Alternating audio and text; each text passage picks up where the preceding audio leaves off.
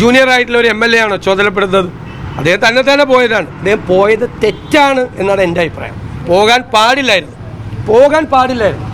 വിശദീകരണം ചോദിക്കേണ്ടത് ഞാനല്ല. പോകാൻ പാടില്ല. UDF നേതൃത്വം ഒരു തീരുമാനമെടുത്ത് ചർച്ചയുടെ വാതിലടച്ചപ്പോൾ അദ്ദേഹം പോയത് തെറ്റായിരുന്നു. ഞാൻ വിശദീകരണമൊന്നും ചോദിക്കില്ല. വ്യക്തിപരമായി എനിക്ക് എൻ്റെ സ്വന്തം അനിയനെ പോലെയാണ്. ഞാൻ അവനെ ശാസിക്കും നേരിട്ട്. മറ്റേ സംഘടനാപരമായിട്ടല്ല. അവനോട് നീ അങ്ങനെ ചെയ്യാൻ പാടില്ലായിരുന്നു എന്ന് ഞാൻ രാവിലെ തന്നെ പറഞ്ഞു. അത് അയാൾ തന്നെ പോയിട്ട് ഞാൻ എന്ത് ചെയ്യാൻ പറ്റും? അതിന് നമുക്കൊന്നും ഉത്തരവാദിത്തം ഏറ്റെടുക്കാൻ പറ്റില്ല. ഞങ്ങൾ അറിഞ്ഞുകൊണ്ടല്ല, ഞങ്ങൾ closed. That door is closed. ഏത് UDF നേതാവും ഏത് കോൺഗ്രസ് നേതാവും ആരും ചർച്ച ചെയ്യാൻ പാടില്ല. ആ ചർച്ചയുടെ വാതിൽ അടയ്ക്കാൻ എന്നെ ചുമതലപ്പെടുത്തിയത് UDF നേതൃത്വമാണ്. മിനിയാന്ന് ചേർന്ന UDF നേതൃത്വം. അവരാണ് തീരുമാനിച്ചത്. നമ്മളെടുത്ത നിലപാടിൽ നമ്മൾ ഉറച്ചു നിൽക്കുക. ആ തീരുമാനം UDF കൺവീനർ കമ്മ്യൂണിക്കേറ്റ് ചെയ്യുക. എന്നിട്ടും തിരിച്ച് നെഗറ്റീവ് ആണെങ്കിൽ ആ വാതിൽ അടച്ചേക്കാൻ പറഞ്ഞു. എന്നോട് ചുമതലപ്പെടുത്തിയെന്ന്. ഞാൻ ആ വാതിൽ അടച്ചു. ഇന്നലെ ഇനി ചർച്ചയില്ല. ഇനി ചർച്ച ചെയ്യാൻ പോകുന്നതൊക്കെ വേറെ വല്ല കാര്യങ്ങൾ സംസാരിക്കാൻ വേണ്ടി പോകുന്നു.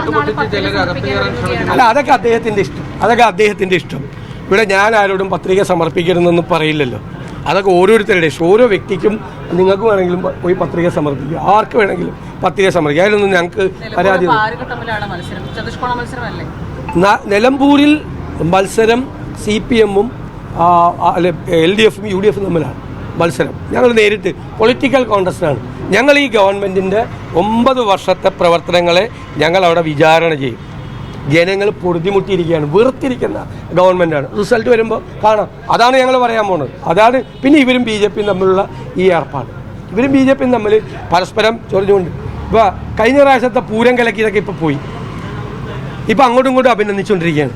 നിങ്ങൾ ശ്രദ്ധിച്ചോ? കഴിഞ്ഞ പ്രാവശ്യം സുരേഷ് ഗോപിയെ ജയിപ്പിക്കാൻ വേണ്ടി പൂരം കലക്കിയ ആളുകൾ, ആ പൂരം കലക്കിയതിനെ കുറിച്ച് ഒരു അന്വേഷണം ഇല്ല. എന്നിട്ട് പൂരം കലക്കാൻ വേണ്ടിയിട്ട് കലക്കാൻ വന്ന ആളുകളും കലക്കാൻ വേണ്ടി സപ്പോർട്ട് ചെയ്ത് കൊടുത്തവരും ഇപ്പോൾ അങ്ങോട്ടും ഇങ്ങോട്ടും അഭിനന്ദിച്ചുകൊണ്ടിരിക്കുകയാണ്. ഈ കേരളത്തെയാണ് ഇവർ കബളിപ്പിക്കുന്നത്. കഴിഞ്ഞ പ്രാവശ്യം പൂരം കലക്കിയത് അതിൻ്റെ ഒരു പൊളിറ്റിക്കലായിട്ടുള്ള ഇമ്പാക്റ്റ്, സോഷ്യൽ ഇമ്പാക്റ്റ് അവിടെ ഉണ്ടാവും. അത് BJP-ക്ക് അനുകൂലമാവും. അത് അറിഞ്ഞുകൊണ്ട് BJP-യും CPM-ഉം അറിഞ്ഞുകൊണ്ട് പോലീസ് ഉദ്യോഗസ്ഥന്മാരെ പറഞ്ഞു വിട്ട് അലമ്പാക്കി. ഇപ്പം എല്ലാവർക്കും വ്യക്തമായില്ല. ഈ വർഷം ഇപ്പം എന്തായി? ഇലക്ഷൻ കഴിഞ്ഞ് ഈ വർഷം അപ്പം ഇലക്ഷൻ ഇല്ല തൃശ്ശൂർ. അതുകൊണ്ട് ഇപ്പോൾ ഭയങ്കര ബന്ധം.